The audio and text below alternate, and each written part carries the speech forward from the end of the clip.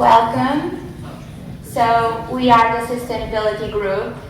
And we are going to show you some ideas for a tourist problem. We hope you like it.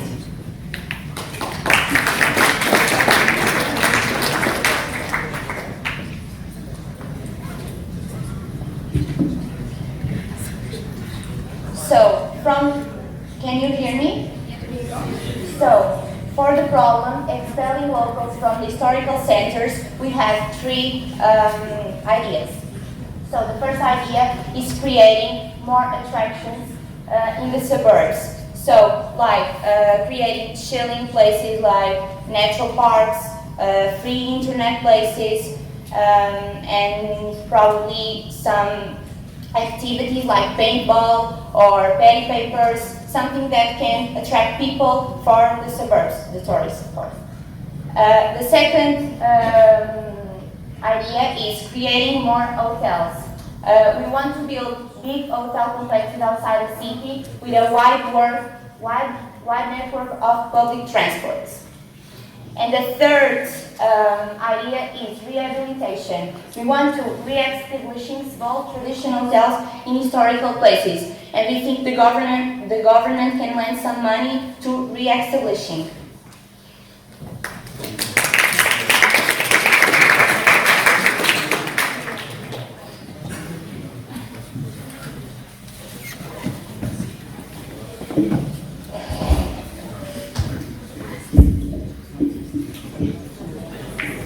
Okay, other problem is the rise of prices. So we have two solutions for this problem, like creating a fiscal delegation that controls the product prices in order to keep it fair for everyone.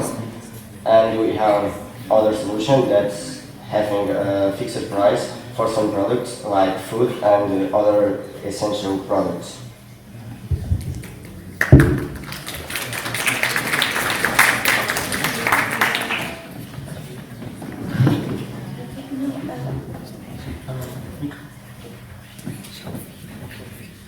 Can you hear me? Yes. I think this is the most difficult problem in this project, and this is expensive way of life. And we have just one solution for this, and this is the limitation for the prices. I hope this works. Thank you.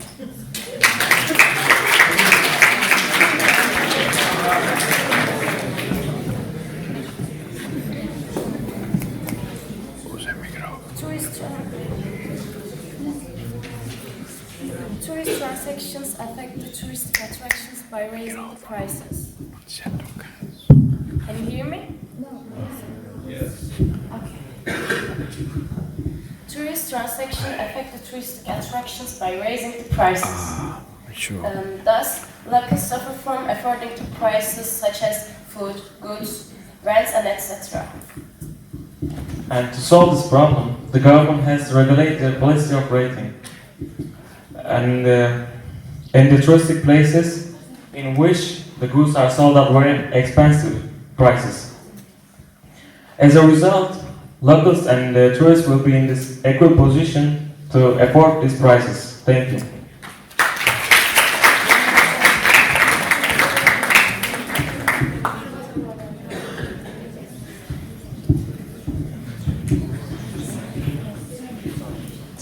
Okay. The fourth problem is pollution, and we have a lot of solutions for this problem, and some different categories of solutions. The first set of problems is the trash problem that is created by tourism. We have three solutions for this problem. The first one is the easiest one, just implement more trash cans in the most important spots, so where tourists go the most.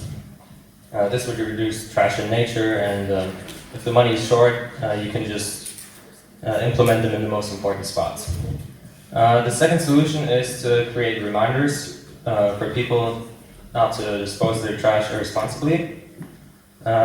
This is especially important for smokers because they tend to just throw their cigarettes on the ground. The third solution for this problem is to use cameras. Cameras show that the law enforcement doesn't support people littering, and it makes it easier for the law enforcement to implement fines on people that don't respect the law. The second set of problems has to do with air quality. Air quality can be improved in limiting the time schedule for vehicles. In Germany, this is done with heavy vehicles that transport goods for supermarkets or something like that. They can't drive on Sundays, and this is used to reduce the traffic peaks, which are very damaging to the environment. You can also limit the access areas for vehicles, so that locals and tourists don't have to deal with harmful emissions in the touristic centers. Two next problems are to make public transportation cheaper, more accessible for the tourists, and more far-reaching. So the Netherlands are doing it recently I've been to Maastricht, a city in the Netherlands, where you can just park your car outside the city and then take the train or the bus into the city, and there's no cars and just bikes and people walking around. The final point for my presentation is the promoting of buying electric vehicles. The company Tesla, you might know it, is promoting their cars by giving a sum of money to the people that buy the electric cars. And now we have the second part of this pollution slide with some more solutions. Yeah.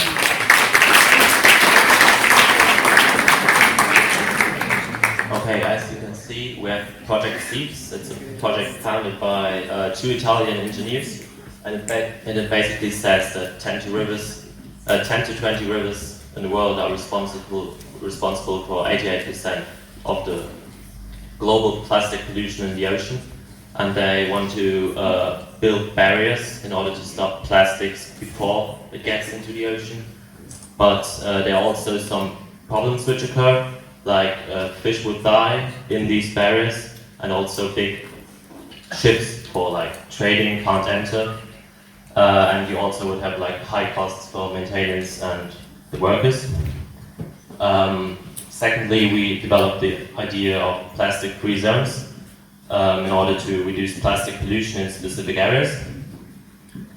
We wanted to insert them like in supermarkets or restaurants, so that like in some specific areas plastic is banned, like plastic bags or like plastic cups, and those who violate the law will get punished.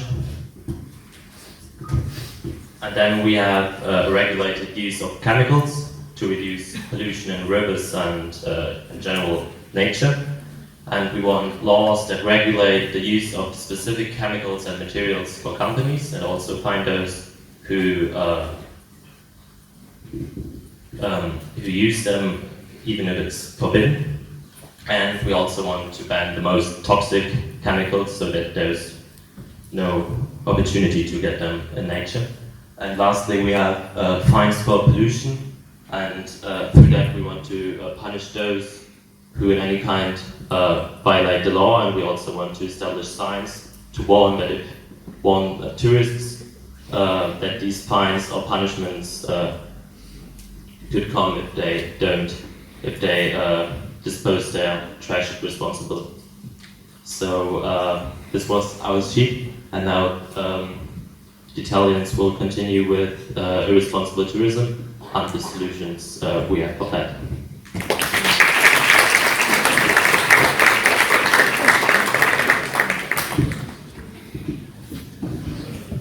The five problems is irresponsible tourism. To solve these problems, we have some solution like punishments and signals. So, for punishment, we need to put punishment for who damage the tourist area and who break the rules. And for signals, we need to educate the tourists with experienced signals. For example, don't throw the rubbish around.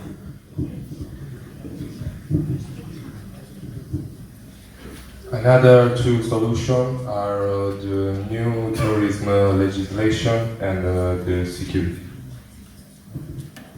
For new tourist legislation, we need to create new laws for tourism companies and set minimum requirements for tourists. And we is a good thing improve and increasing the security in the concert places with, for example, urban police.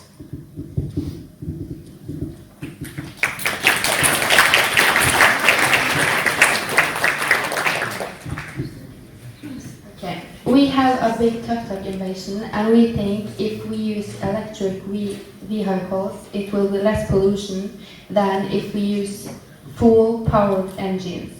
With this, we will have better air conditions, and this will gradually pay off.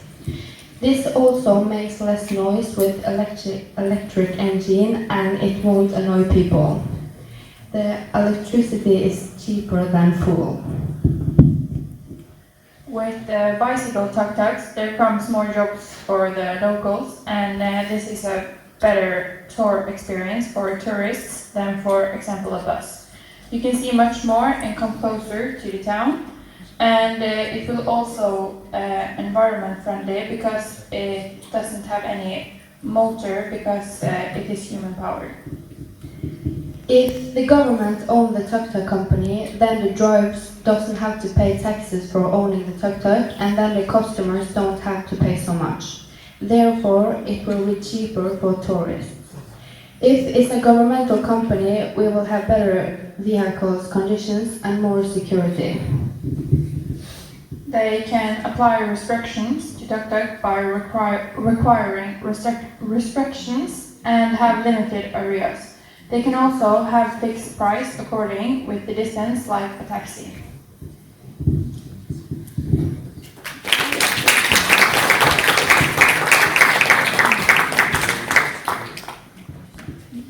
Thank you for the attention. Do you have any question? No. Thank you.